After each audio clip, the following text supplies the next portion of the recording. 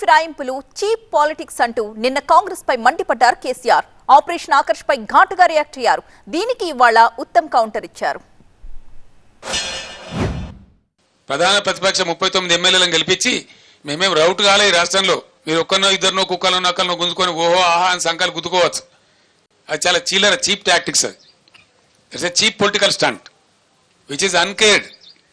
ప్రజా సమస్యల ముందు, ప్రజల యొక్క బాధ ముందు, ఎండిన పంట పొలాల ముందు ఈ చిల్లర రాజకీయాలు కాదు. ఒక ఫ్రస్ట్రేషను, ఒక డిప్రెషను, పవర్ పోవడమే కాదు, గవర్నమెంట్ పోవడమే కాదు, ఇప్పుడు పార్టీ కూడా మిగలదేమనో భయంతో బయటికి రావడం తప్పితే మరొకటి కాదు.